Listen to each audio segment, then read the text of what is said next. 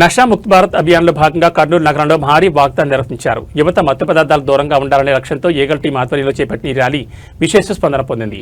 Raj Vihar centre నుంచి జిల్లా collector కార్యాలయం వరకు సాగిన ఈ వాగ్దానం జిల్లా కలెక్టర్ డాక్టర్ ఏ సిరి, జిల్లా ఎస్పీ విక్రాంత్ పాటిల్ జెండా ఊపి ప్రారంభించారు. ఈ కార్యక్రమంలో పోలీసులు, విద్యార్థులు, యువత, స్వచ్ఛంద సంస్థల ప్రతినిధులు పెద్ద సంఖ్యలో పాల్గొన్నారు. ఈ సందర్భంగా జిల్లా కలెక్టర్ డాక్టర్ ఏ సిరి మాట్లాడుతూ యువతను మత్తు వ్యసనాల నుంచి కాపాడడం సమాజంలోని ప్రతి ఒక్కరి బాధ్యతని తెలిపారు. ప్రస్తుత కాలంలో ఆల్కహాల్, గంజాయి వంటి మత్తు పదార్థాల వినియోగం పెరుగుతుందని, దీనివల్ల యువత భవిష్యత్ దెబ్బతింటుందని ఆందోళన వ్యక్తం చేశారు. పాఠశాలలు, వసతి గృహాల్లో అవగాహన కార్యక్రమాలు నిర్వహిస్తున్నామని, డిఅడిక్షన్ సెంటర్ల ద్వారా చికిత్స అందిస్తున్నామని తెలిపారు. తల్లిదండ్రులు పిల్లలపై ప్రత్యేక శ్రద్ధ వహించాలని సూచిస్తూ కర్నూలు మాదకద్రవ్య రహిత జిల్లాగా తీర్చిదిద్దేందుకు అందరూ సహకరించాలని పిలుపునిచ్చారు. జిల్లా ఎస్పీ విక్రాంత్ పాటిల్ మాట్లాడుతూ మత్తు పదార్థాల వినియోగం వ్యక్తిగత ఆరోగ్యానికే కాకుండా కుటుంబం, సమాజానికి కూడా తీవ్ర హాని కలిగిస్తుందని అన్నారు. అవగాహన ద్వారానే ఈ సమస్యకు సమర్థవంతమైన పరిష్కారం సాధ్యమవుతుందని పేర్కొన్నారు. నషా ముక్త్ భారత్ అభియాన్ లక్ష్య సాధనలో ప్రతి ఒక్కరూ భాగస్వాములు కావాలని కోరారు. కర్నూలు జిల్లాలో నషా ముక్త్ భారత్ అభియాన్లో భాగంగా ఈ ర్యాలీ చేసుకుంటూ ఉన్నాము. ముఖ్యంగా మాదక ద్రవ్యాలు అలాగే గాంజా ఫ్రీ ఏరియాగా డిస్ట్రిక్ట్గా మన జిల్లా అవ్వాలని చెప్పి ఈ ర్యాలీ కండక్ట్ చేస్తూ ఉన్నాము.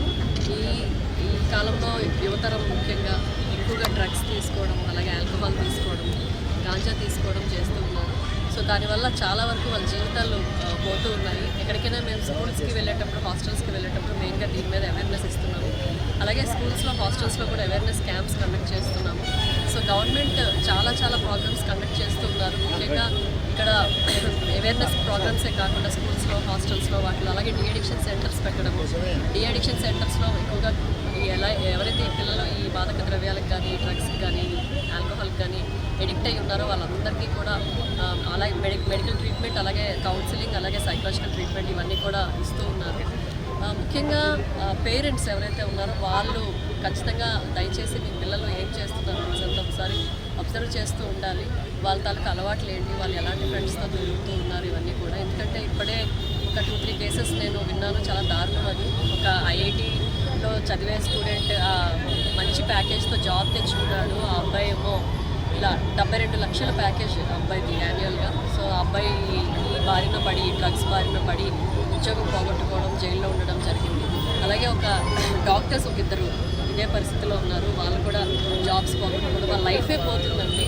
వాళ్ళు జైలుకి వెళ్ళడం, ఇదంతా కూడా ఆ ఫ్యామిలీలో చాలా డిస్టర్బెన్స్ని క్రియేట్ చేస్తాయి. కాబట్టి దయచేసి పేరెంట్స్, అంటే గవర్నమెంట్ ఎన్నో కార్యక్రమాలు చేస్తారు, కానీ పేరెంట్స్ ముఖ్యంగా వాళ్ళు పిల్లల్ని క్లోజ్గా అబ్జర్వ్ చేయగలరు. కాబట్టి వాళ్ళు ఎలాంటి అలవాట్లు చేసుకుంటున్నారు, ఎలా బయటకు తిరుగుతున్నారు, ఏం చేస్తున్నారు అనేది కంపల్సరీగా అబ్జర్వ్ చేసి ఏదైతేనేమి మనం ఎట్టి పరిస్థితుల్లో కూడా ఈ మాదక ద్రవ్యాల రహిత జిల్లాగా మనది తయారు చేయాలి. కాబట్టి ఎందుకంటే మనం ఇండియాలో చూసుకుంటే ఆల్మోస్ట్ ఒక 16 కోట్ల మంది ఈ డ్రగ్స్కి అలవాటు పడి ఉన్నారు.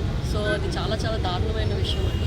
అందుకని గవర్నమెంట్ కూడా స్పిరిచువల్ ఆర్గనైజేషన్స్తో కూడా అసోసియేట్ అయ్యి ఈ పిల్లలు ఎవరైతే ఉన్నారో వాళ్ళకి, అలాగే స్కూల్స్లో, కాలేజెస్లో ఉన్న పిల్లలకు కూడా యోగా కానీ, మెడిటేషన్ కానీ, అలాగే మన దైవత్వం, స్పిరిచువల్ ఇది కానీ వాళ్ళకి రావాలి, అలవాటు అవ్వాలి అని చెప్పి చాలా కార్యక్రమాలు చేపడుతుంది. సో మనందరి బాధ్యత, ఎవరు కూడా డ్రగ్ అడిక్ట్స్గా తయారవకుండా మనందరూ కూడా ప్రయత్నం చేయాలని చెప్పి.